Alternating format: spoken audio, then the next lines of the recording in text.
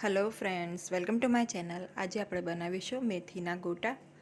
જો તમે મારી ચેનલ પર નવા હો તો મારી ચેનલને સબસ્ક્રાઈબ કરજો, જેથી આવનારી નવી વિડીયોની નોટિફિકેશન તમને સૌથી પહેલાં મળી શકે. તો ચાલો આપણે રેસીપી સ્ટાર્ટ કરીએ. તો સૌ પ્રથમ આપણે આ રીતે એક મોટા વાસણમાં ચણાનો લોટ લઈશું. હવે આ ચણાના લોટમાં મેં સોજી નાખેલી છે. તો સોજી આપણી જે જાડી સોજી આવે છે એ જ આપણે લેવાની છે. અને આમાં 2 ચમચી જેટલો અજમો નાખ્યો છે હાથેથી ક્રશ કરીને. હવે આપણે ધીમે ધીમે પાણી નાખતા જઈને બેટર રેડી કરવાનું છે. તો તમે જોઈ શકો છો અત્યારે મેં આ રીતનું બેટર રેડી કર્યું છે, પણ આ થોડું ઘટ્ટ છે. તો આપણે થોડું પાણી નાખીને ફરીથી આને બરાબર ફેંટી લઈશું. તો હવે આ બેટર એકદમ સરસ રેડી થઈ ગયું છે. તમે જોઈ શકો છો આની કન્સિસ્ટન્સી આ રીતની હોવી જોઈએ, બહુ ઘટ્ટ પણ નહીં અને એકદમ પાતળું પણ નહીં. હવે આપણે આને ઢાંકીને 15 થી 20 મિનિટ માટે રેસ્ટ આપીશું.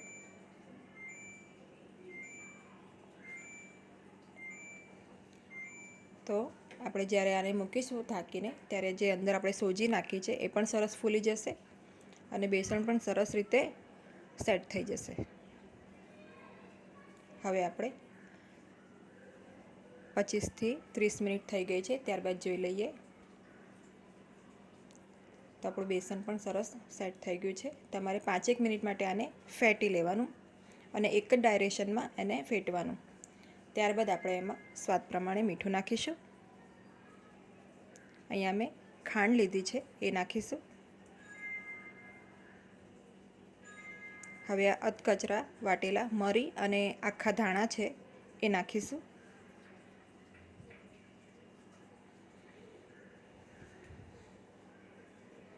હવે અહીંયા મેં લીલા મરચાં, કોથમીર અને મેથીની ભાજી લીધી છે એકદમ ઝીણી સમારીને. અને આપણે ફક્ત મેથીના પાન જ લેવાના છે, ડાળખા નથી લેવાના, એ વાતનું ધ્યાન રાખવાનું છે. તો હવે આપણે બેટરમાં બધી વસ્તુ આ રીતે મિક્સ કરી લેવાની. સાથે આપણે એક મોટા લીંબુનો રસ નાખીશું અને સરસ રીતે મિક્સ કરી લઈશું. આ ખાવાનો સોડા છે, તો થોડો ખાવાનો સોડા નાખીશું, જેથી આપણા ભજીયા સરસ એકદમ પોચા બને, જાળીદાર બને. મેં અહીંયા કઢાઈમાં તેલ ગરમ કરવા મૂકી દીધું છે. આપણે એક જ ડાયરેક્શનમાં આ રીતે મિક્સ કરવાનું. તમે જોઈ શકો છો સરસ રીતે ફોર્મેટ થઈ ગયું છે. આપણે જ્યારે સોડા નાખ્યું છે તો સોડા સરસ રીતે આમાં મિક્સ થઈ ગયું છે અને બેટર એકદમ સરસ ફ્લફી થઈ ગયું છે. તો આ રીતે આપણે હાથેથી ગોટા પાડી શકીએ એ રીતનું બેટર આપણે રાખવાનું છે. હવે અહીંયા મેં તેલ ગરમ કરવા મૂકી દીધું છે. તો આપણે સૌથી પહેલાં ગોટા સાથે ખાવા માટે મરચાં જે છે લીલા એ તળી લઈશું.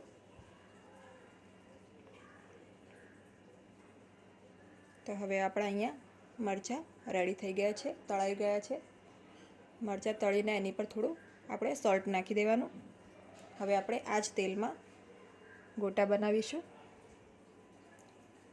તો હાથેથી આ રીતે બેટર લઈને ધીમે ધીમે આપણે ગોટા નાખવાના. તો આ રીતે આપણે બધા જ ગોટા નાખી લઈશું. તો કઢાઈમાં જેટલા ગોટામાં આવે એટલા આપણે નાખવાના.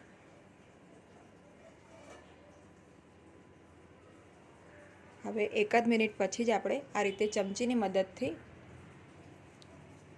જે આપણા ગોટા છે એને આપણે પલટાવી લઈશું અને આ રીતે ચમચીથી જ આપણે એને ઉપર નીચે કરતા રહેવાનું, જેથી બધી બાજુથી સારી રીતે ગોટા તળાય.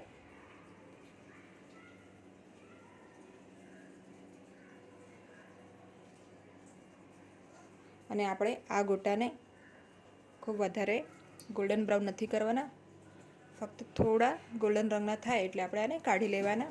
આનો કલર વધારે આપણે ડાર્ક નથી કરવાનો. તો આપણે મીડિયમ ફ્લેમ ઉપર આ ગોટાને તળવાના છે.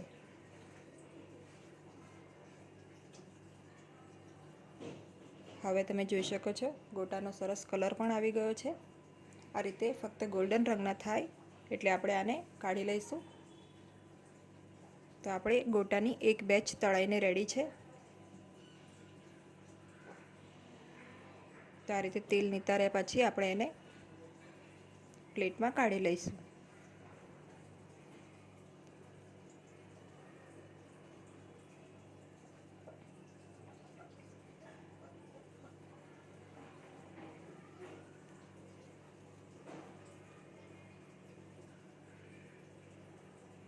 તો આપણે અહીંયા ગોટા રેડી છે, સાથે તળેલા લીલા મરચાં છે. તો ઠંડીની સિઝનમાં ગરમા ગરમ ગોટા ખાવાની તો ખૂબ મજા પડે છે. તમને ખોલીને પણ બતાવું છું. આ ગોટા એકદમ સરસ સોફ્ટ બન્યા છે અને ઉપરથી ક્રિસ્પી પણ છે.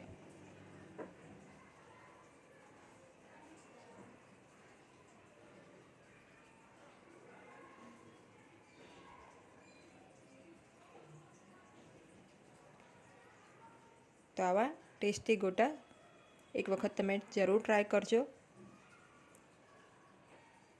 સરસ અંદરથી જાળી પણ પડી છે અને ગોટા સરસ એકદમ સોફ્ટ થયા છે.